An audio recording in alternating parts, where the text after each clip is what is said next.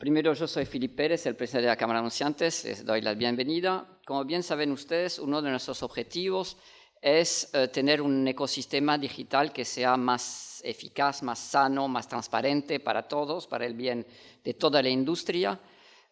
Y hoy justamente vamos a ver esta temática, 10 problemas, 10 soluciones, y a diferencia de otros cursos es un anunciante que lo va a exponer esta vez, es Unilever, que va a compartir generosamente con nosotros su experiencia, y son de los más avanzados, su experiencia en este ecosistema de la publicidad digital. Así que sin más, yo doy la bienvenida a Ezequiel Jones, que es director de media para América Latina de Unilever, y a Matías Bustelo también, que es responsable de media en Unilever. Bienvenidos. Bueno, bienvenidos. ¿Cómo andan? Gracias, Filipe, por darnos este espacio. Gracias a la Universidad del SEMA también por dejarnos este auditorio. Bienvenidos. Yo me voy a tomar unos minutos para contarles una introducción de cómo vemos este tema, que es uno de los temas que consideramos más relevantes, el más hot topic de todos los que tenemos en la actualidad en el entorno digital. Sabía que iba a hablar a las 2:30 de la tarde, por lo tanto dije, no voy a hablar de temas técnicos ni mucho menos, sino contarles un par de historias. Entonces esperemos que con estas historias darle una introducción. Entonces, la primera pregunta que los invito a ir pensando conmigo es, ¿por qué Suiza es tan perfecto? No sé si alguno estuvo en Suiza, levante la mano. Algunos pocos en realidad. Bueno, en realidad cuando nosotros definimos al ecosistema digital, lo tenemos que pensar como si fuese una ciudad, ¿no? Y vemos que Suiza es una ciudad que está impecable. Al ecosistema digital le falta un montón todavía por desarrollarse, ¿no? Y entonces la pregunta que yo me hice es, ¿qué le falta al ecosistema digital para ser tan perfecto como Suiza? Y acá contarles un poco la experiencia que yo viví de ese sentimiento de por qué Suiza es tan perfecto. En el 2010, ya pasaron unos años, yo estuve en Montreux, en Suiza. Philippe, ¿dónde está? ¿Se pronuncia bien? ¿Montreux? Montreux. Ahí está. ¿Se crió? ¿En serio? ¿Sos oriundo de Montreux? Bueno. En ese hotel que se llama el Jardín del Edén, era lo más cercano a estar en el paraíso, créanme. Mi habitación estaba por ahí, digamos, era una de esas que miraba un lago y enfrente tenía las montañas, los Alpes suizos todos nevados. La verdad era una maravilla. Y acá había una especie de corredor que yo me levantaba antes de empezar la actividad, temprano, muy temprano a la mañana, para salir a correr. No mantuve ese ritmo después de tantos años, sino que en esa época la pasaba bastante bien. Y corrí, y la verdad que era una maravilla estar corriendo en ese lugar. Yo me sentía, realmente, le estaba pasando muy bien. Y en un momento me encuentro con una situación, ¿no? Corriendo, bueno, acá otra de las fotos, esta es una foto que saqué, ¿no? Me agaché ahí y saqué la foto porque no podía creer dónde estaba. Me encontré con una situación inusual, ¿no? Ya llegando como al final del sendero, me encontré que había 10 policías, bomberos, ambulancias, un montón de gente que se había reunido. ¿Por qué? ¿Qué había pasado? Yo me acerco, pues estaba bloqueado, pero me acerco a ver qué había pasado ahí. Y era que un borracho, un suizo borracho, se había caído en el medio de los jardines y había pisado 4 o 5 tulipanes. ¿Sí? Yo dije, la verdad, ¿qué tanto drama se hace esta gente si viniera a la Argentina, ¿no? Los dramas que tenemos nosotros. Al día siguiente, ¿no? Cuando volví a hacer el mismo camino y llegué al final del sendero, estaba todo perfecto, ¿no? Nada había pasado. Estaba todo en su lugar. El tulipán, no sé dónde sacaron los tulipanes, pues habían crecido, ¿no? Después de una temporada. Y estaba todo perfecto. Y es un poco eso, ¿no? Lo que yo veo es, Si nosotros queremos tener un ecosistema digital, la verdad, esto es una cuestión donde nosotros como comunidad debemos tomar partido y empezar a demandar, exigir, educarnos, todo lo que el sistema o la ciudad que queremos tener, básicamente.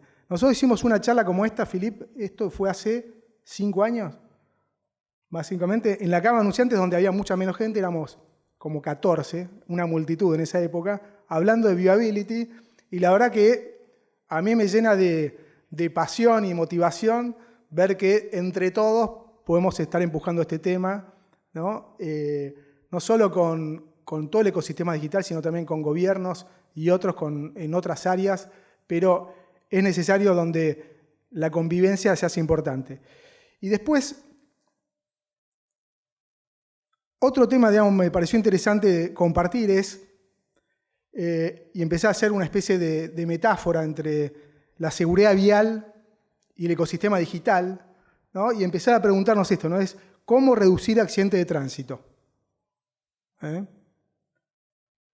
A ver, ¿por dónde se empieza cuando uno quiere empezar a reducir accidentes de tránsito? ¿Alguna idea? Educación vial, ¿no? Educación vial. Entonces, algo, fíjense, ¿no? Que es muy básico, pero que requiere mucho entrenamiento, entrenamientos como este, de repente, y es uso de cinturón de seguridad. Fíjense, ¿no? Reduce el 80% de probabilidad de muerte. El 80% de probabilidad de muerte. A ver, acá hay una encuesta que les pregunto a ustedes, ¿qué porcentaje de personas lo usan? Última encuesta de esta semana en la ciudad de Buenos Aires. 85, levante la mano. Ninguno. Allá 85, 2, 3, posiblemente. 65, una gran mayoría. Bueno, ganaron los que no levantan la mano, que son 50%. Vamos, a pesar de, en esta época moderna, cuando éramos chicos nosotros íbamos en la luneta, en la parte de atrás, ¿viste? El baúl era lo más, las camionetas ni les cuento. Bueno, pero que a esta altura el 50% y en la parte de atrás un 75%. Así que imagínense, el 75% de la gente no usa cinturón de seguridad cuando viaja en la parte trasera del auto. Fíjense, vamos al caso del casco con los motos, que reduce el 85%, perdón, un 73% la probabilidad de muerte y un 85% lesiones graves. ¿Qué porcentaje de personas lo usan? A ver, una encuesta. 95, 1, no es 95, entre 70 y 40. 70, 40%, bueno, en este caso es 70%, hay más conciencia, hay más control, digamos, es más probable que uno controle el casco, pero bueno, ahí también eso sea interesante. Entonces, empezamos por la educación. Y uno con la educación va adquiriendo hábitos, ¿no? Acá yo los invito a que me digan los 3 errores que ven en este auto, ¿no? Perdón, intenté buscar una foto de un hombre como para no discriminar, fue la que mejor encontré porque era la que más errores tenía, ¿no? En Google. Pero bueno, en este caso, ¿tiene cinturón de seguridad? No. ¿Está bien que esté comiendo cuando esté manejando? No. ¿Está bien que esté usando el teléfono cuando esté manejando? No. Entonces, uno tiene que educar, empezar a ponerlo en práctica, ¿no? Porque la probabilidad de que esta chica, señora, tenga un accidente es muy alta, ¿no? Lo mismo nos vamos a empezar a encontrar en el ecosistema digital. Ya Matías le va a explicar mucho mejor que yo esto y en detalle y en la realidad cómo es. Y después nos queda comprarlos, ¿no? Ya comprar el auto y ponernos en práctica, ¿no? Perdón, a ver. No, me falta uno después. Después nos compramos el auto, ¿no? Cuando nos compramos el auto, tratamos de comprar un auto que tenga ciertas características. Bueno, estamos un poco viciados ahora en Argentina con estos planes que nos dan entre 50 y 100 mil pesos, etc.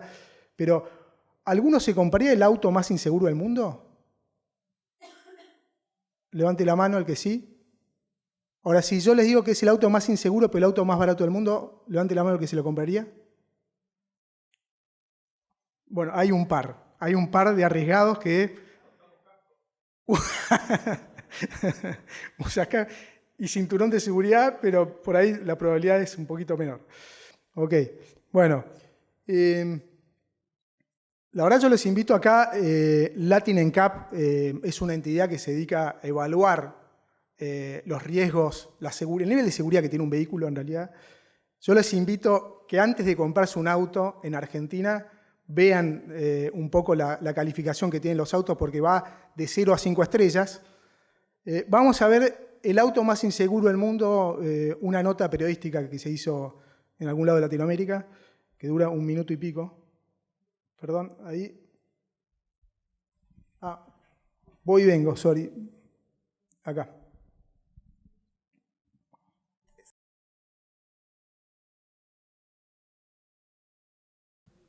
Ahora. Ahí va. Ahí va. Sí.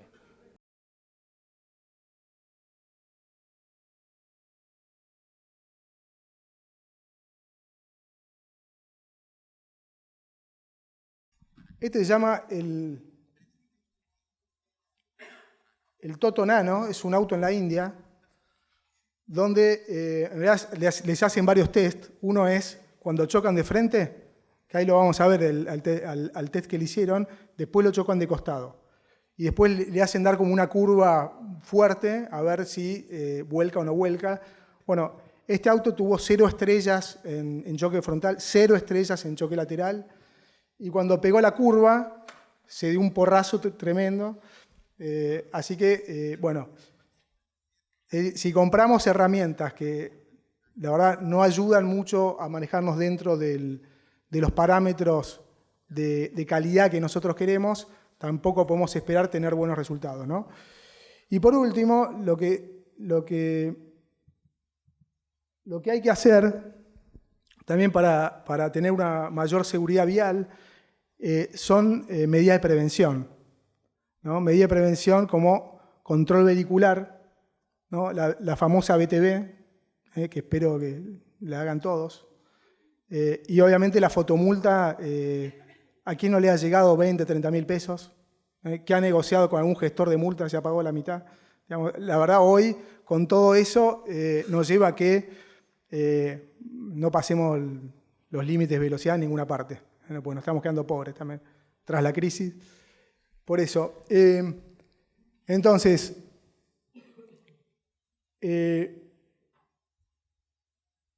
mensaje final es, formen parte del ecosistema. La Cámara de Anunciantes es una entidad, es un lugar donde nos nuclea a nosotros como un espacio. En las comisiones, hay comisiones de medios muy activas que se charlan todo este tipo de temas. Hay otros foros como el Cross Business que tenemos junto al IAB y a Interact, donde también discutimos estos casos, y formen parte activa y tomen las medidas de seguridad correspondientes y compren la tecnología y tomen la medida de prevención que nos va a ayudar a, entre todos, tener un mejor ecosistema digital. Yo le invito a Matías y agradecerle a Matías que se cargó un poco la presentación y a todo el equipo de Media Unilever, que también, la mayoría también está acá sentado, por la presentación. Así que, Mati. La idea es una presentación un poco larga, gracias. La idea es dejar las preguntas para el final. Ya que hacemos eso, si en algún momento ven que se pone algo medio raro de explicar, abstracto, levanten la mano y ya voy a saber qué es eso para ejemplificar un poco mejor. Es una presentación que nace más bien un poco pensada desde la Cámara de Anunciantes para anunciantes y van a empezar a ver que hay distintos niveles de conocimiento en el auditorio. Muchas veces capaz son las agencias que van a entenderlo tal vez más rápido y capaz en algún punto se van a aburrir. Ahí les voy a pedir un poco de paciencia. Y entre lo que son medios y anunciantes, a veces es más interesante escuchar cosas que no vemos todos los días, sobre todo los anunciantes. Entonces, un poco la agenda, que son estos temas que adentro tienen como distintos capítulos, desde el fraude digital en sí, como un paraguas, pero que después va pasando por viewability, por audibility, seguridad de las marcas, el fraude en influencers y todo lo que tiene que ver con ad blockers, que es un poco una excusa para contar experiencia del lado de los usuarios, ¿no? Entonces, un poco la idea es entender qué pensarían si les cuento que de cada 100 pesos que ponemos en el ecosistema digital, solo 14 llegan al publisher o a los ojos de los usuarios o de nuestros consumidores, ¿no? Y que esos 14 técnicamente se pueden reducir a 5 si hablamos de video. Capaz pensarían algo así, un poco más alarmante.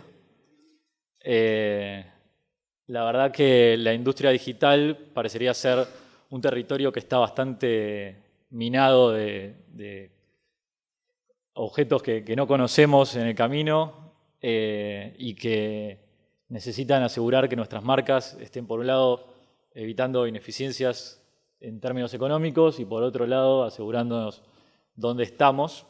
De alguna manera, cuando estamos del lado de un anunciante en equipos de comunicación o de medios, entramos en una metáfora más parecida a esto, ¿no? Que para los que no estuvieron viendo Game of Thrones, los que se consideraban civilizados habían puesto un muro gigante de hielo y del otro lado estaban los salvajes o los muertos, que en este caso estaban vivos a pesar de ser muertos, y buscaban atacar constantemente. Entonces había levantado este muro y lo que habían hecho, lo que llamaban la civilización, era de alguna manera utilizar ciertas armas, si se quiere, algunos assets, siguiendo algunas metáforas como habíamos empezado, armas que hoy podemos tener. Estaba esta chica que se había convertido en ninja, estaba el dragón, que era un arma invaluable, que no lo tenía cualquiera, y estaba este muchacho que aplicaba su inteligencia y no necesariamente necesitaba tener una destreza física increíble. Entonces, de alguna manera lo que queremos es contarles un poco cuáles son las armas que tenemos para combatir un montón de cosas y cuál es la inteligencia además que tenemos que aplicar, quiénes son los aliados nuestros en esta batalla, como veían en esta serie, que entre distintas casas cooperaban entre sí o estaban en contra entre sí. Les vamos a contar un poco en contra de quién estamos a veces y con quién cooperamos y cuál es la amenaza que estamos enfrentando, ¿no? Lo primero que hay que entender es dónde se pierde todo ese porcentaje que hablábamos antes cuando les decía que de los 100 pesos llegaban al consumidor 5. Esto es un poco un ejemplo de un ecosistema, el Digital Media Supply Chain programático, y traje el caso de programática que hoy está representando alrededor de niveles promedio de 70%, donde esto nace con, a ver si me anda el láser,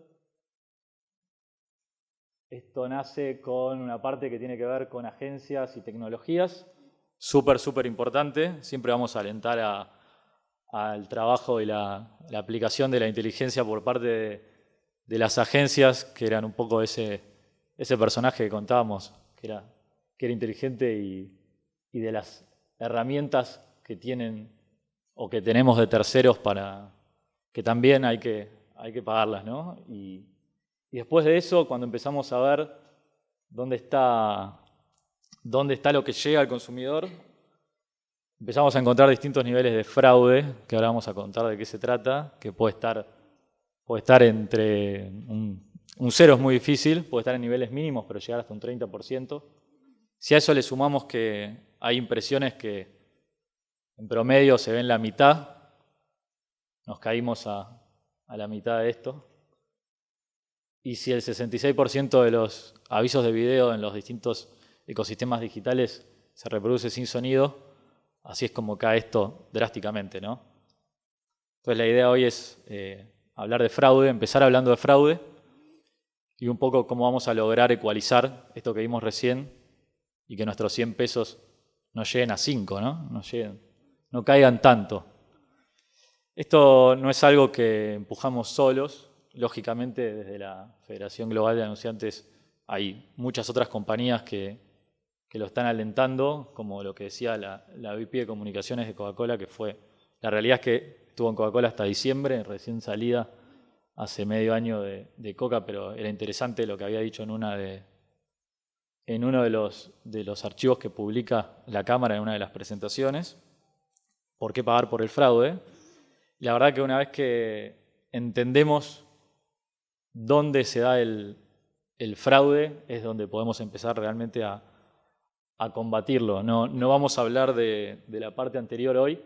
La verdad que esto es súper interesante y como anunciantes tenemos que saber que existe y tenemos que tener tratos de discusión de fees justos o transparentes con las agencias y con las plataformas de compra, con el DSP. Pero hoy nos vamos a centrar principalmente en esta parte de la cadena. ¿Y por qué tomamos el fraude como una preocupación?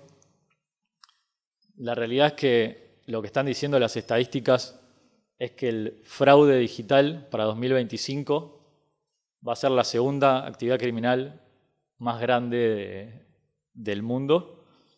Solamente va a estar seguido por lo que es cocaína y opiáceos, pero después va a ser el fraude digital, porque es una actividad súper fácil de perpetrar en relación al resto de los ciberdelitos y que repaga súper alto. Entonces, todo indica que si no nos cuidamos, esto va a seguir creciendo. ¿Y cómo lo podemos combatir de alguna manera? La verdad que hay un abanico muy grande de opciones, desde lo más fácil hasta lo más complejo, desde lo más rápido hasta lo más lento, ya sea trabajar con verificadores de tecnología, de terceros, educar o trabajar en el plano legal. Generalmente en geografías como las nuestras estamos más cerca de la educación y de las herramientas de terceros.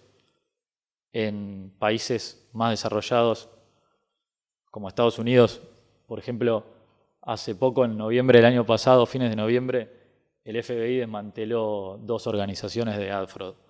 Nosotros hoy no estamos para ir a hacer una denuncia a la comisaría de acá a la vuelta, decir creo que hay fraude, a ver si alguien lo investiga. Claramente como tenemos otras prioridades, pero por suerte desde las asociaciones de otros países esto se empuja y se empuja mucho y beneficia al ecosistema.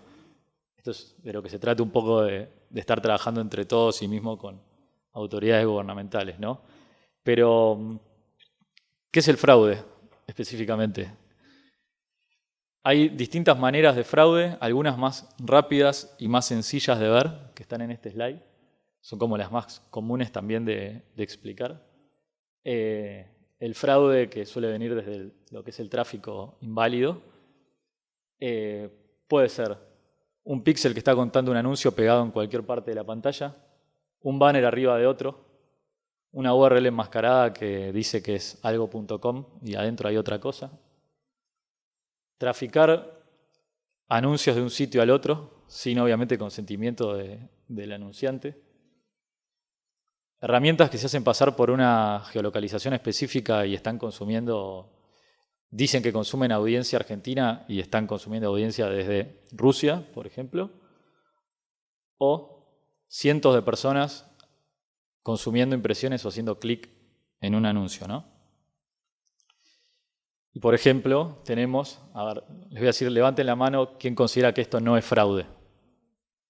Les doy un segundo para leer el chart. ¿Alguien cree que esto no es fraude? Ahí tenemos 2, 3. Esto no es fraude, técnicamente. A veces estas cosas aparecen juntas y se suelen mezclar o confundir y por eso lo traemos. La realidad es que un bot escaneando desde un buscador, un bot bueno, no es fraude. En el chart anterior hablábamos de tráfico inválido y tráfico válido, que sería eso. Eso no es fraude. Para que se den una idea, el 50% del tráfico de Internet no es humano. Aproximadamente un 50%. Eso no es malo. Eso no es necesariamente malo. Hay muchas tecnologías que consumen tráfico. Esto no es fraude. Por ahí no es la mejor práctica, pero lo vamos a ver más adelante. Pero no es fraude. 2 avisos de la misma marca en un sitio web puede darse por distintos motivos, por una mala implementación, pero no decimos que técnicamente es fraude. Un viewability bajo, al igual que esto, se puede dar por las mismas causas. No lo consideramos fraude, pero lo vamos a ver más adelante. Y los avisos que aparecen muteados, tampoco. Pero entonces, ¿qué tenemos hoy para accionar más rápido? cuando decimos lo quiero llevar a la práctica. La realidad es que en el ecosistema programático hay muchas herramientas de terceros con las que las agencias pueden trabajar para las marcas y evitar que nuestros anuncios salgan o no salgan y sean considerados como válidos, ya sea desde herramientas de pre-bidding o de herramientas de automatización de blacklisting. Hay tecnología que se puede contratar, que nosotros contratamos y recomendamos que contraten para evitar el fraude y para asegurar que los planes nuestros son más sanos. Sobre todo suele contratarse del lado de la compra muchas de estas herramientas, desde el lado de las agencias para los anunciantes o desde los anunciantes directamente, pero es de esperar que lo implementen las agencias. Y es muy importante, cuando les hablaba de la inteligencia, realizar un trabajo exhaustivo una vez que tenemos las herramientas corriendo, de retroalimentar constantemente la parte que estamos comprando y donde entendemos que hay sitios fraudulentos, sacarlos del plan. Es súper importante que estén las agencias sí haciendo este trabajo, reduciendo aquellos sitios que encuentran como fraudulentos y llevando los presupuestos a los otros sitios donde hay mínimo riesgo de fraude. Hay algunas técnicas como para los que trabajan más en el plano de conversión, que no es tanto nuestro caso, pero es muy fácil ver si tengo en un sitio en promedio determinada conversión, estoy vendiendo o estoy descargando un white paper o lo que sea, y estoy en un 3%, por decir un número, y hay una fuente de tráfico que me está trayendo 0,01%, me trae un montón de tráfico y no pasa nada. Cuando la gente llega al sitio, nada sucede. Bueno, eso es una buena práctica también para investigar más allá del plan, del otro lado de la herramienta de compra, del lado del sitio, qué está pasando, qué cosas raras detectamos. O mismo cuando trabajamos con ad servers y vemos que hay grandes discrepancias entre las impresiones servidas por el DSP o por el ad server. El primer ejemplo no ayuda, esto suele ser más normal así. El DSP informando un número de impresiones más alto que lo que mi herramienta de verificación de un tercero me está diciendo, ¿no? Nosotros, en este sentido, una iniciativa que tomamos desde Unilever es la de Trusted Publishers. La verdad que hay un esquema súper grande de evaluación de todos los media partners con los que trabajamos, que lo estamos haciendo recientemente. Esto está prácticamente corriendo ahora. Se divide en 5 grandes capítulos donde se evalúa desde las mejores prácticas en términos de innovación y de adecuación a nuevas métricas, cómo están avanzando aquellos medios para adaptarse a nuevas métricas o nuevas demandas del mercado. Desde temas de investigación que tengan, la experiencia de usuario, cómo la respetan, que lo vamos a ver más adelante, qué tan engaged están sus audiencias en términos del tiempo que pasan en los sitios y cómo se relacionan. Y por último, todo lo que es verificación, fraude y lo que vamos a ver más adelante de viewability, audibility. Un poco trabajamos con este esquema que es una especie de checklist súper grande, que dentro de cada capítulo tiene un montón de variables. Es muy reciente, lo estamos empezando a correr ahora.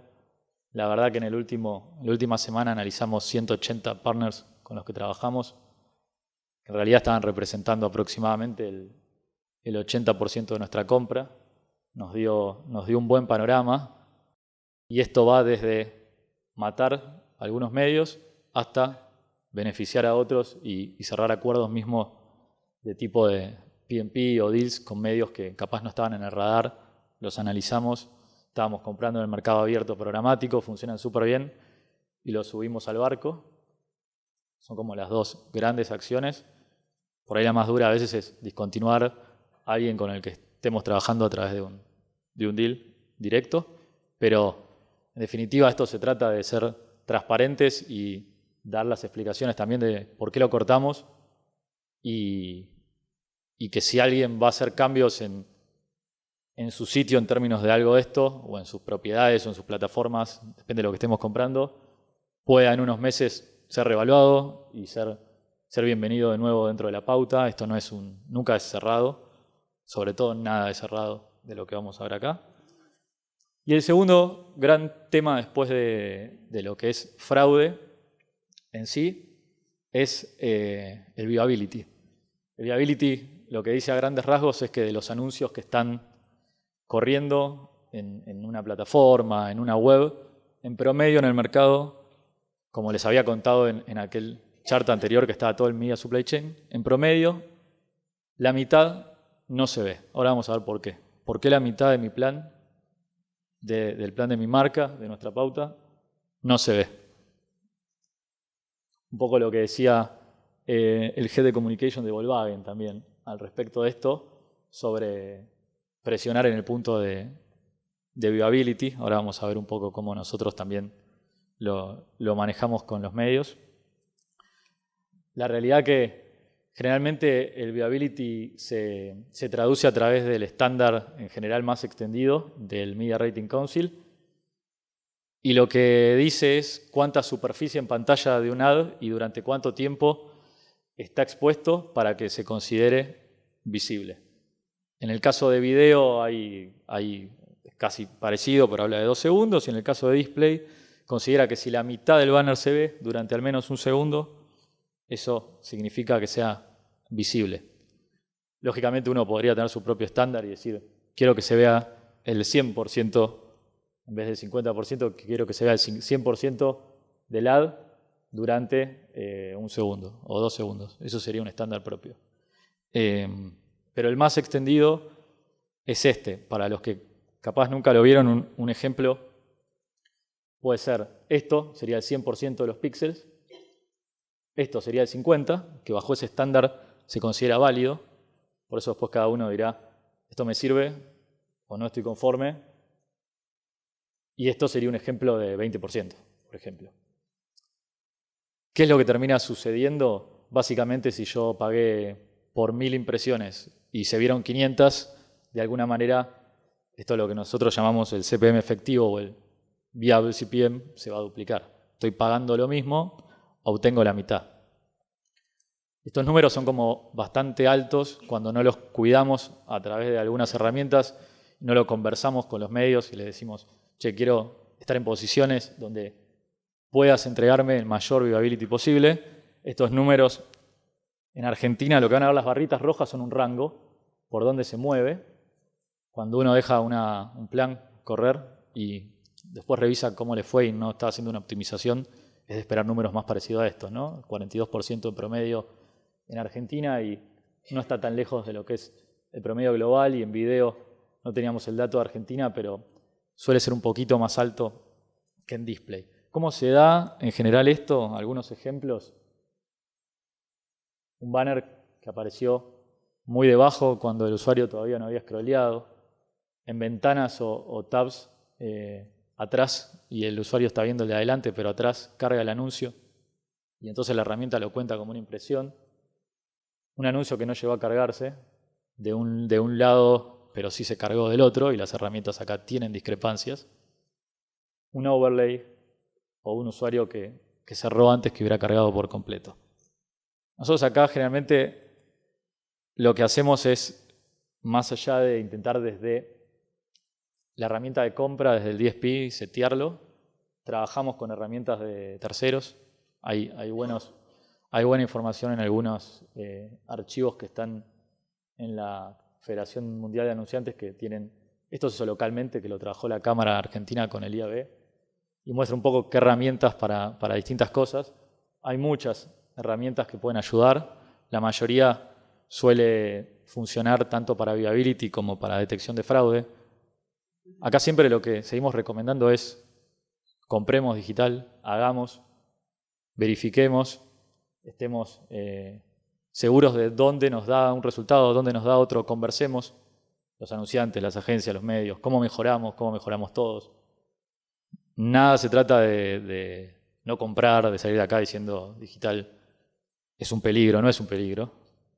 Nada, me adelanto un poco, lo charlábamos hoy con con Nico y con Juancho tomando un café y me parece que es un mensaje súper importante. Les contaba después que el 66% de las impresiones de video no suele reproducirse con sonido. ¿Qué es esto? El audibility. ¿Por qué se da esto? Que la verdad que esto se puede dar en distintas plataformas, en redes sociales, en sitios. Tiene mucho que ver con cómo está implementado y cómo es el consumo en cada plataforma de la audiencia. Pensemos en los dispositivos que usamos nosotros actualmente, dónde estoy más propenso a escuchar un ad que puede salir en mute o a no escucharlo. Cuando no lo escuchamos, son nuestros avisos corriendo así, ¿no? Imagínense algo así. No tiene sonido, obviamente, la computadora. No sé si le arreglamos el tema del sonido. Después hay algún video con sonido. No sé, no vino el chico técnico al final. Lo arregló, capaz. Bueno, después lo probamos. Este no tiene sonido, es a propósito. Pero me hizo acordar que no habíamos visto la máquina. Acá nos pasa lo mismo que el ejemplo anterior, ¿no? Si vamos a tener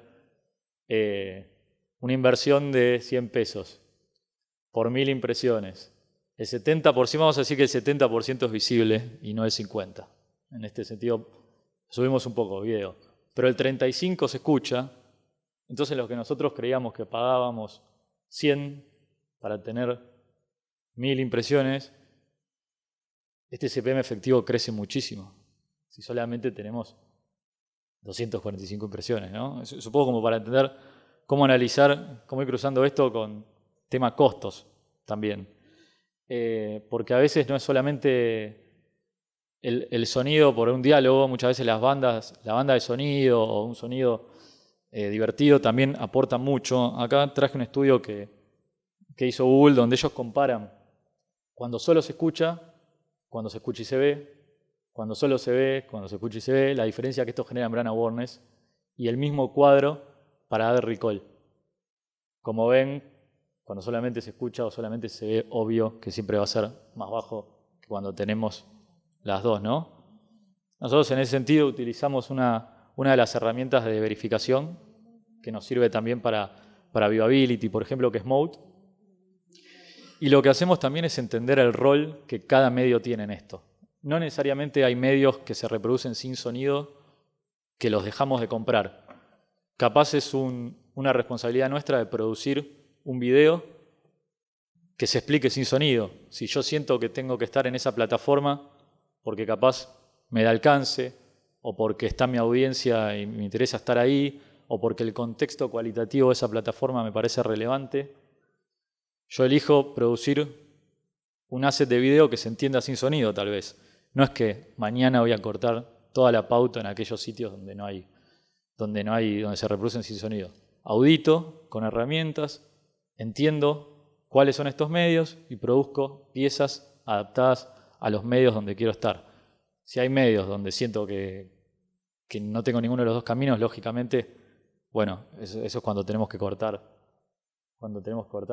la pauta. Pero de vuelta, esto, al igual que el viewability, es una cuestión de sentarse en una mesa en conjunto y entender si es un tema de los sitios, de las plataformas, o si se puede corregir desde los medios, que la verdad que hace años que lo venimos hablando y siempre hay voluntad de todas las partes. Muchas veces son temas técnicos, son temas de desarrollo, de cómo se arma un sitio, de cómo se arma la carga de un sitio. Y en el caso de viewability a veces serán temas de consumo de los usuarios. Y contra eso, si una plataforma se consume de una manera, contra eso va a ser más difícil pelear, ¿no?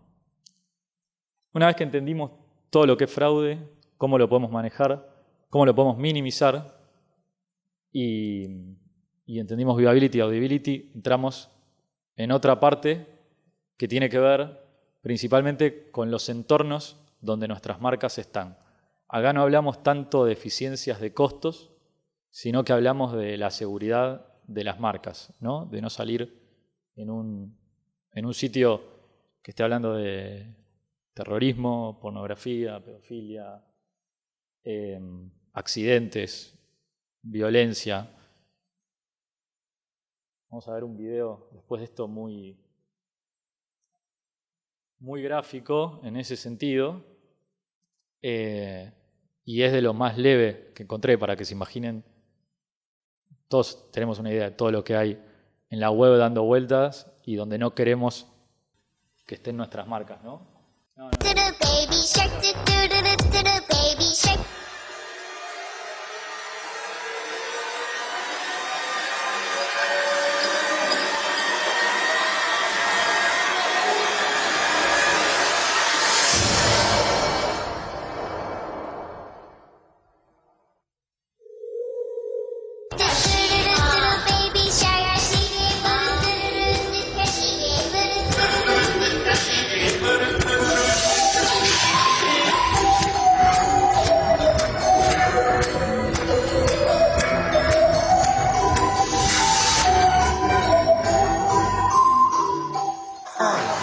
Yo soy Momo y quiero jugar contigo. Busca un cuchillo en la cocina y córtate la nuca. Y si no lo haces, cuando duermas, Momo vendrá contigo. Mommy shark, mommy shark, mommy. Fuerte, ¿no? Eso es lo más leve que encontré. Hay de todo en la web, sobre todo a veces amenazando a lo que son chicos. Pues hay cosas que igual son para adultos, pero son fuertísimas. Imagínense una marca ahí. Entonces, en ese sentido, es como que sí tenemos que ser súper exigentes de esto. El statement es de nuestro VP de Media, que está súper involucrado con este tema. Entendemos la importancia de los entornos, ¿no? Para las marcas. No es lo mismo dónde están apareciendo. Creo que ya la metáfora lo deja súper claro, y con lo que vimos antes no hay duda de que un banner nuestro ahí o un video es devastador para una marca que trabajamos tanto en reputación constantemente, hacemos 1.000.000 de cosas. Y esto puede tener alcance increíble. Creo que ya todos entendemos que no se subestima más el alcance del medio digital. No solamente por el alcance en sí, sino por lo que puede dar de prensa. Una marca habiendo salido al lado de Momo, que le dice anda a buscar el cuchillo y cortate las manos, ¿no? Salieron muchas notas como estas, esto del 2017, cómo las marcas financiaron el terrorismo. Es un poco eso lo que les decía. A veces, capaz, la marca corrió 1.000.000 de impresiones. Vamos a suponer que es algo que es poco, que no necesariamente lo es. Vamos a suponer que es poco. Pero la repercusión mediática que puede tener esto es impresionante, y eso es lo que puede ser devastador. Esto es un diario, obviamente, la repercusión que se puede tener en Twitter, en otras redes sociales. La verdad que hay instrumentos para minimizar esto, no solamente desde el trabajo que hacemos las agencias, los anunciantes, los medios en sí también, las plataformas de contenido generado por usuario trabajan mucho para evitar esto. La verdad que se hace un trabajo muy grande, siempre es tecnología, y cuando es tecnología estamos corriendo de atrás. Entonces tenemos que correr, siempre correr y priorizar esto, ¿no? No estamos diciendo no hacer programática, no estamos diciendo ir en contra del long tail, o que solamente los sitios de prestigio periodístico sean el único lugar seguro para nuestras marcas, que seguramente puede que sean más seguros que otros sitios, sí, y que si bien puede haber temas de violencia, un montón de temas feos, en sitios periodísticos el tratamiento es periodístico y vamos a estar más tranquilos como marca desde ese lugar, pero también podemos invertir en otras plataformas si tenemos los recaudos necesarios. Si no los tenemos, nos estamos tirando a la pileta de manera brusca, con mucho riesgo.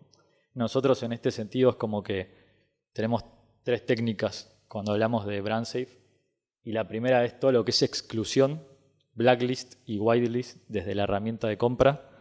desde el DSP, cuando hablamos de Programmatic. Herramientas que trabajan en pre-bidding, o sea, trabajan antes de la compra misma de la impresión, en entender la probabilidad de estar saliendo en un entorno no seguro para nuestras marcas, o herramientas de automatización de blacklisting que retroalimentan constantemente donde no queremos estar.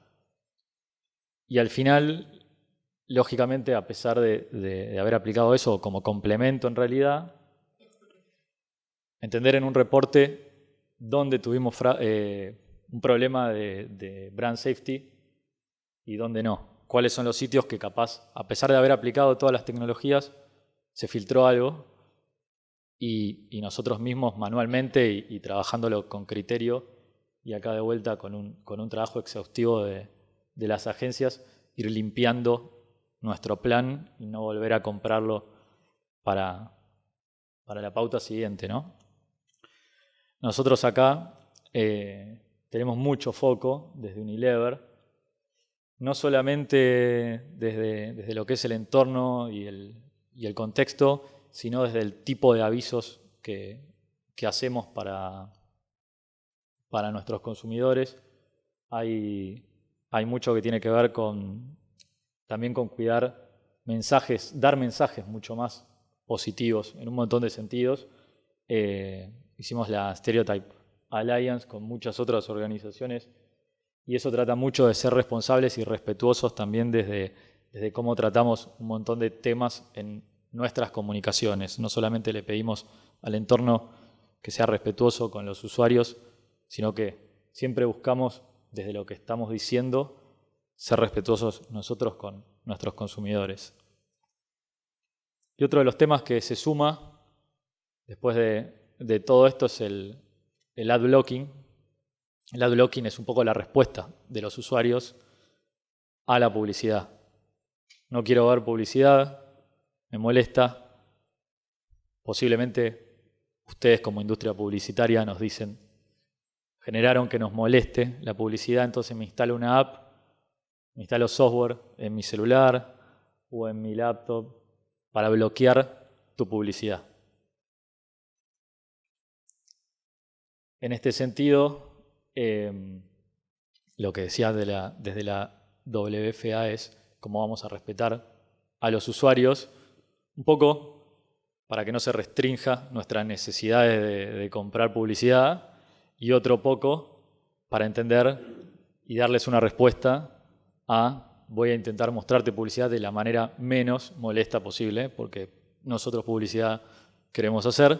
¿Cómo hacemos publicidad siendo lo menos intrusivos posible, ¿no? Para que no pase esto. Hoy el ad blocking está, por lo menos en Argentina, de la última fuente. No es un tema del que haya tanta información como de los otros. La última fuente que encontraba era de febrero de 2018. Si alguien tiene algo más actual, súper bienvenido. Imagínense que en ese momento Argentina rankeaba 28% de usuarios que instalan adblockers en sus dispositivos. O sea, imaginen esto, cómo nos pega en términos de necesidad de alcance de usuarios o en la pelea y en la puja por los inventarios, ¿no? Un poco en respuesta a esto se forma la Coalition for Better Ads, integradas por las principales cámaras digitales, IAB, WFA de vuelta, algunos anunciantes y algunos medios. Lo que se trabajó con una encuesta de los formatos que eran más intrusivos, tanto en desktop como en mobile. Lo que se trata es alentar a la mayoría de los sitios a utilizar los formatos menos intrusivos. Hoy es un tema que genera mucho debate porque si vos tenés un formato intrusivo, Chrome te va a bloquear la publicidad entera de tu sitio y Chrome es de Google y empiezan un montón de idas y vueltas, pero en el fondo se trata un poco de eso, ¿no? De cómo mejoramos todos la experiencia de usuario desde los ads que como marcas queremos pautar en los sitios y desde los ads que están, los formatos que están disponibles desde los sitios para que las marcas pautemos. Creo que es una buena práctica entender qué formatos tienen los sitios y, bueno, alentar a aquellos medios que tengan los formatos menos intrusivos posibles para nuestras audiencias. Por último, un tema bonus track. Es como un capítulo que se sale un poco de la presentación, del flow, pero nos parecía que hoy es súper relevante. Es el fraude en influencers. Cuando hablábamos del ad fraud general de 50 billones en 2025, hay estadística que habla algo parecido para influencers y habla de entre 5 y 10 billones para el año que viene. Es súper fuerte. Es un entorno, dentro de todo lo que vimos, es como el que empieza a ser más descontrolado para las marcas. Es lo más nuevo de alguna manera. Todo lo que vimos tiene más historia, tiene algunos años más, a pesar de lo nuevo que es todo, tiene bastante tiempo más. Hay una cruzada muy grande desde las principales plataformas donde trabajan influencers y lógicamente hubo mucha prensa sobre esto. Por ejemplo, Twitter borrando de un momento para el otro el 6% de sus cuentas. ¿Por qué? Porque es muy fácil desde un influencer comprar seguidores que sean seguidores que no existen, son fakes, son robots. Hay un caso subido, pero eran como 9 minutos, que habla de una empresa que creó un influencer. Las marcas empezaron a apoyarlo y todo en un tiempo súper rápido.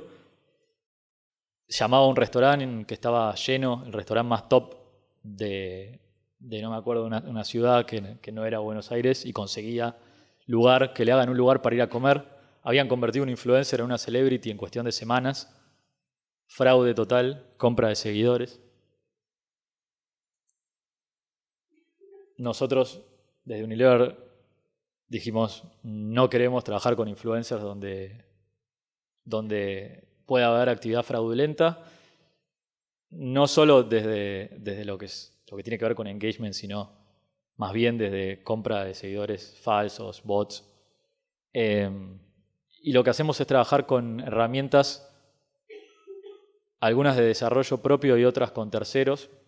Tenemos como un modelo donde evaluamos al influencer en un montón en este modelo en 3 aspectos, y lo que vemos son ratios que cambien, que tengan mucha dispersión, mucha desviación en términos de la media, ya sea entre los likes y los comentarios, entre los seguidos y los seguidores. Donde haya cosas raras, hacemos un doble clic y hacemos un segundo análisis que determina si voy a trabajar con ese anunciante, con ese influencer, cuando el riesgo es medio.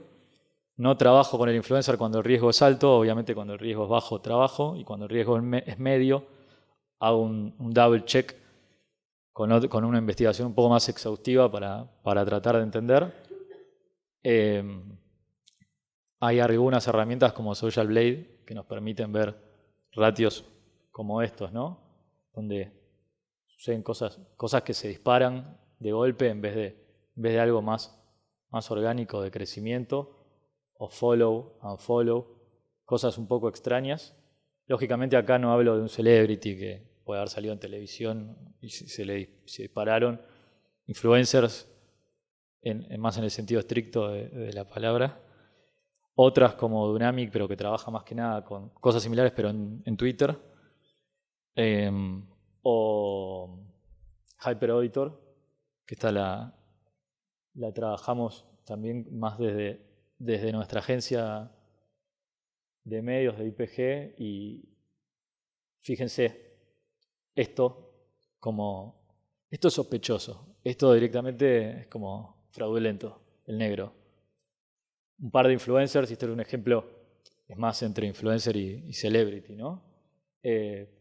Cuentas sospechosas, que son las negras acá, más followers, que es un ni que puede rozar el fraude.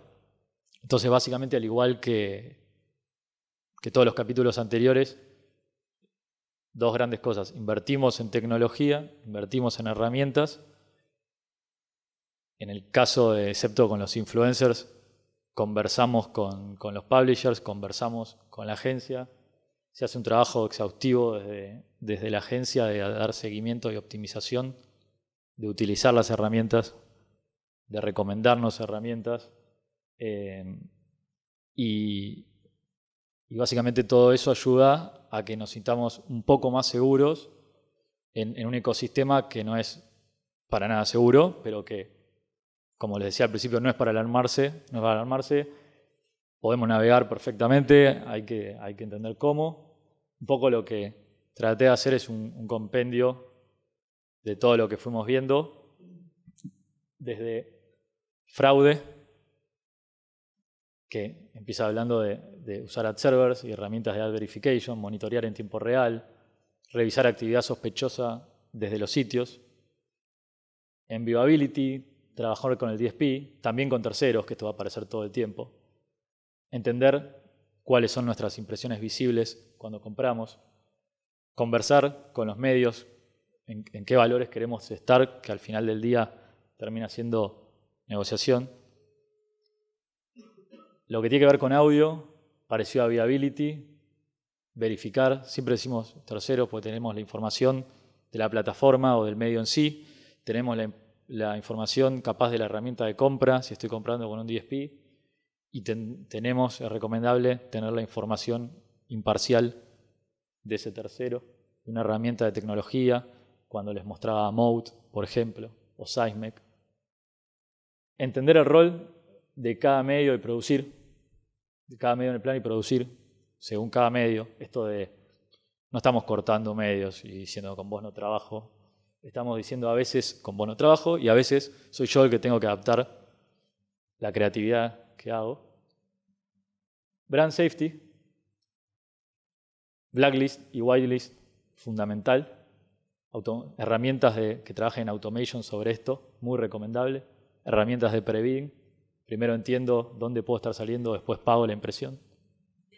Que es un poco redundante, seguramente sea una herramienta de un tercero. Priorizar entornos seguros por sobre el CPM o el reach. Así como en un momento fui muy exhaustivo en viewability y en audibility se me termina escapando el CPM efectivo y al final estoy pagando más por menos. También hay que valorar que en un punto hay que frenar la conversación del CPM o dejarla stand-by, cuidarla. Tampoco vamos a decir que libero todo, pero hay que priorizar primero dónde está mi marca y después tendremos la discusión de precio en ese sentido. O de alcance, si tengo que reducir los sitios que compro para asegurar los entornos donde mi marca está. Ad blockers, como más sencillo, seguir alentando el uso de formatos no invasivos, ya sea desde lo que queremos comprar o desde los medios donde queremos estar.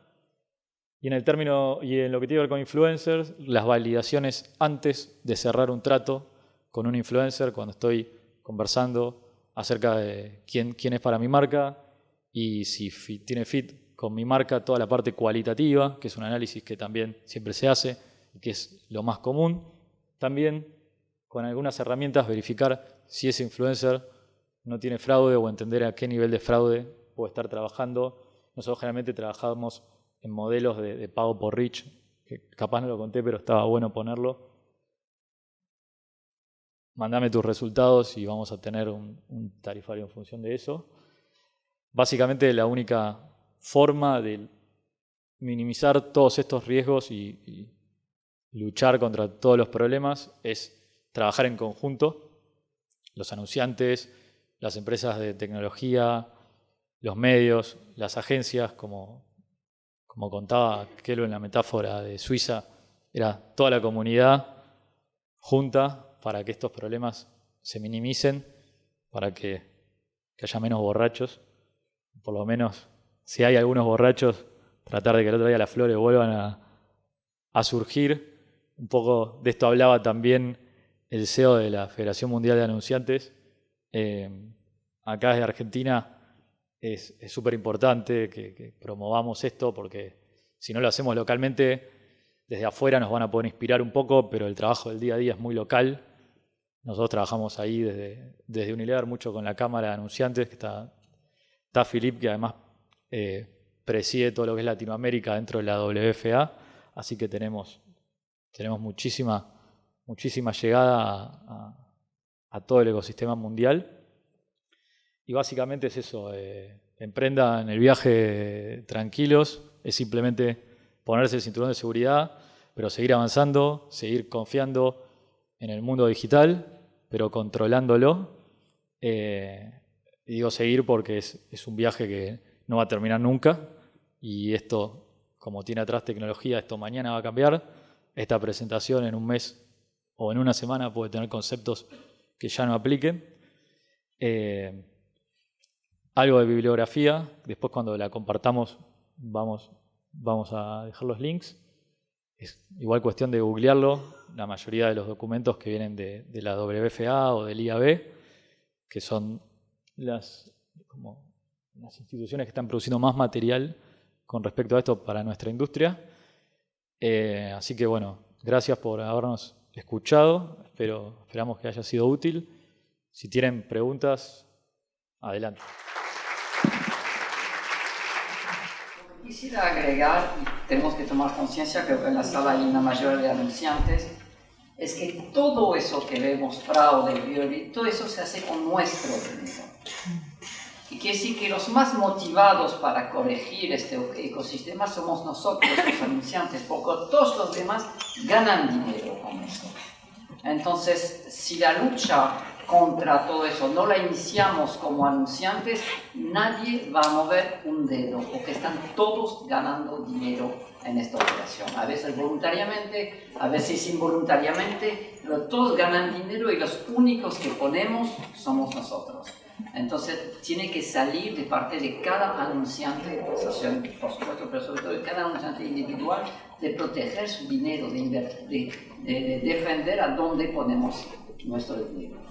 Todas las herramientas que nosotros compramos, la mayoría está siendo homologada por el MRC. Entonces, ustedes entran al MRC en Estados Unidos, que son las mismas herramientas que nosotros usamos acá en Argentina. Digamos, vean cuáles son las homologadas, y de ellas, digamos, tienen una norma de calidad que pueden ser usables por nosotros. Así que eso, hay distintos precios, distintas fortalezas. Nosotros desde la Cámara, hace 4 emitimos un documento donde hacemos una comparación entre las más usuales, su fortaleza y su debilidad. Digamos, eso también lo pueden conseguir. Después usen las herramientas. La verdad es un poco eso, ¿no? El mensaje es ese. Si nos ponemos el cinturón de seguridad y compramos el auto que tiene ABS, es un viaje placentero, digamos, no hay que alarmarse. Bueno, no sé si quedo un poco fatalista, pero digamos, la verdad que el entorno digital es un entorno que le agrega mucho valor a nuestras marcas. Digamos, es una sinergia muy buena con los medios tradicionales. Tienen confianza, hay agencias de confianza, hay publishers de confianza. O sea, es importante establecer relaciones con gente conocida y con el cual hemos construido confianza para poder poner nuestra publicidad.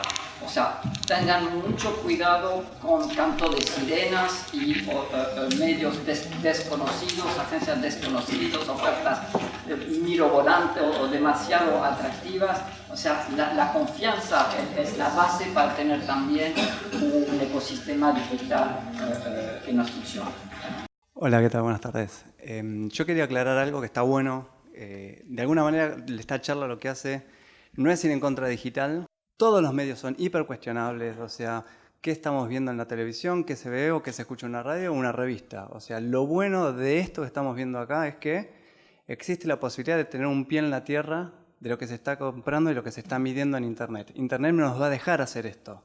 Otros medios, por lo general, no lo vamos a ver, y en un mediano futuro, o sea, ya se empiezan a hacer muchos research en todo lo que es televisiones conectadas para entender un montón más de información sobre este mundo, pero lo bueno de esto no es que a mí me ha pasado decir cortamos digital porque estoy perdiendo la plata. Ya lo dijo Mati antes, sucede, tenemos que saber qué estamos comprando, dónde estamos comprando, y es un poco empujar desde todos lados. Yo, desde mi lado de agencia, los medios y ustedes como clientes tienen que estar todos tirando para el mismo lado. Hay un montón de negocios por fuera de esto que no estamos viendo o que se están empezando a ver, pero la idea es hacer eficiente la inversión digital, que la plata que se ponga ahí rinda. Y la otra variable es tener un KPI de comunicación concreto y no un KPI de costos en digital. Porque ahí es donde se distorsiona un poco el objetivo de mi campaña, pues estamos comprando o buscamos comprar millones de impresiones a un costo muy barato, que como mostró Mati, después termina siendo muy caro, pues no son eficientes o no son visibles, etc. ¿Qué tal? Buenas tardes. Nosotros cuando se compra programática y demás, ustedes toman, por ejemplo, se tomará el 50% como una impresión válida, se puede aumentar ese número. Ahora, ¿hay algún estudio realizado de cuánta de esa impresión realmente se ve? Digo, pero por usos y costumbres. Y si no hay un estudio hecho, ¿qué opinión le merece de cuánto realmente, nos vamos acostumbrando a lo que vemos en pantalla, a scrollear, e inclusive ya parecemos camaleones que miramos para los costados sin ver realmente nada? Digo, ¿cuánta de esa publicidad, si bien es una impresión, cuánta es efectiva? La mayor bibliografía que hay online le pega más a ese problema de atención más allá de la pantalla a otros sistemas de medios y no necesariamente a digital, sobre todo digital tan volcado a mobile y menos a desktop, es de esperar que no te salgas tanto de esa pantalla como te salías en desktop. Hay algo de eye tracking, pero lo más desarrollado en realidad tiende a pegarle a la atención en otros medios, como ser, por ejemplo, la televisión, ¿no? Esa pantalla que es un poco más difícil de capturar la atención que las pantallas digitales. Complemento un poco lo que decía Mati. A ver, si queremos medir la efectividad realmente, nosotros tenemos que irnos allá a un estudio cross-media, de repente, ¿no? Ahí es la verdad de todo, es decir, ¿qué de todo eso que nosotros publicamos, viéndose al 50, al 20 o al 100%, con un nivel de exposición de promedio, no sé, en una red social de 1 segundo o menos, le queda en la cabeza al consumidor? Y eso es una pregunta, básicamente. Nosotros lo hemos respondido con un montón de estudios cross-media. A veces uno se lleva sorpresas, uno quizás esperaría que el nivel de awareness sea menor, para algunas redes sociales el nivel de awareness es mayor, o por algunos publishers quizás esperamos que el awareness sea menor, y así. Es decir, hacer estudios cross-media que son carísimos, no es muy frecuente, pero la verdad nosotros tenemos un montón hechos, podemos compartir, pues son viejos, ¿no? Ya no hay mucho de confidencialidad, pero así nosotros podemos ver eso y está bueno, porque en realidad una cosa es la definición de un estándar y en qué vos te pones de acuerdo para comprar un medio, digamos que es fair, digamos, es un tema de negociación o estándar interno corporativo. Nosotros, como decía Mati, nuestro estándar de viewability es mucho más ácido que el del MRC. En realidad nosotros son impresiones que son 100% visibles, básicamente, no un 50%. Y ese es el estándar nuestro, ¿no?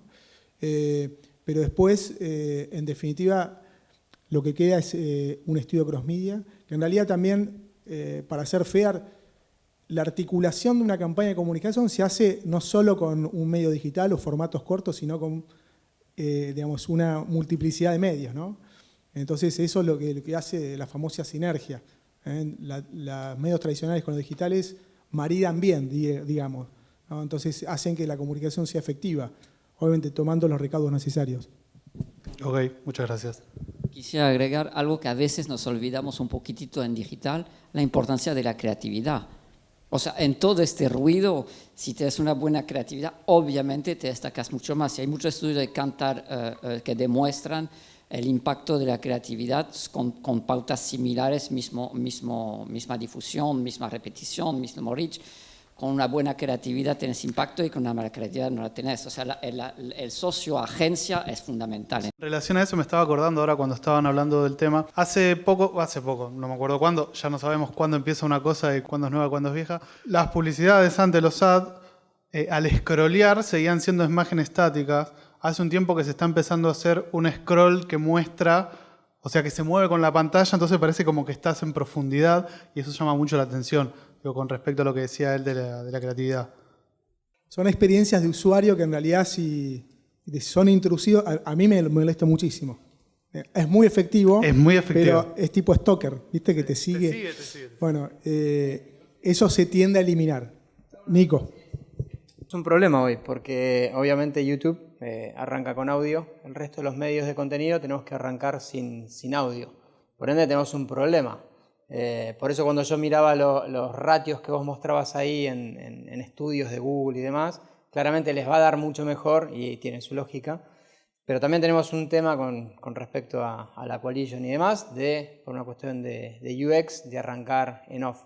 O sea, no es solamente un tema de los medios, sino que nos tenemos que regir también con ciertas políticas, lo cual ahí tendremos que sentarnos a ver cómo solucionar el tema para que las campañas que ustedes hagan en medios que no tienen esas condiciones también puedan llegar a funcionar.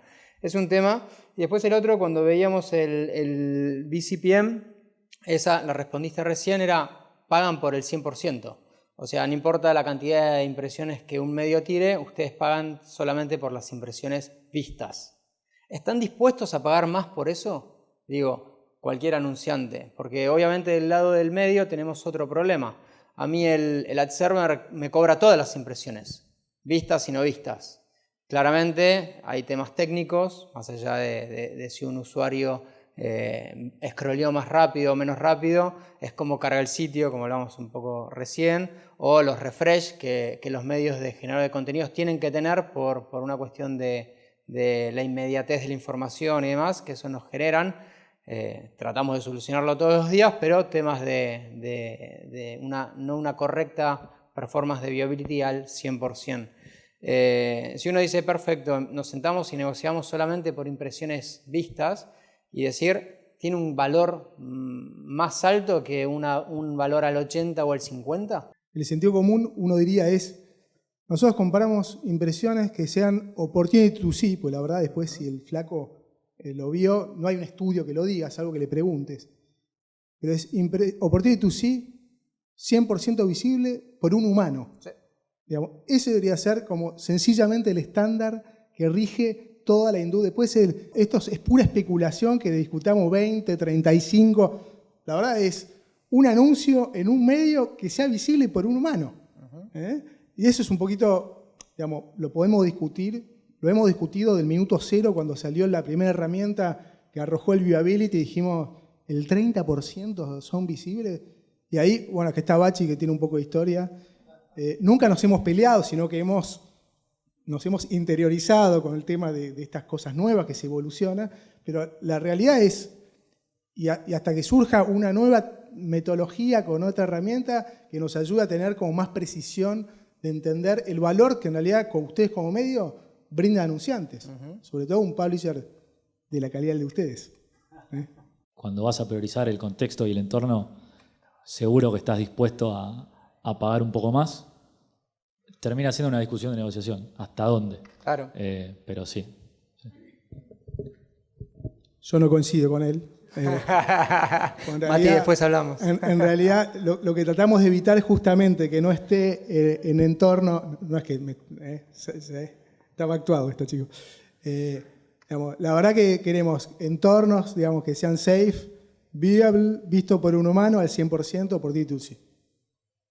Eso es un poquito todos.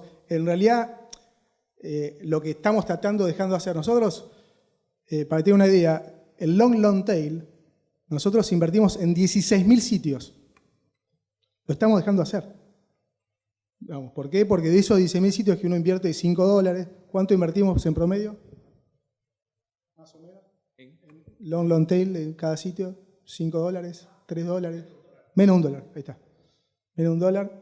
Acá está Felipe, no sé si lo conocen a Felipe.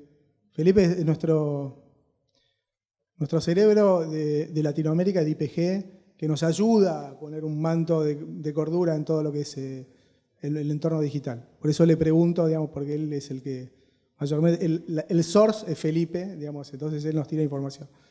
Pero un poco eso, Nico, igual siempre estamos abiertos para charlar lo que sea necesario.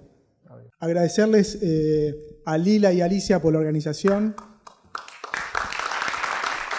Muchísimas gracias a todos y esperemos que en el próximo evento haya esta misma concurrencia, chicos. Muchas gracias por venir.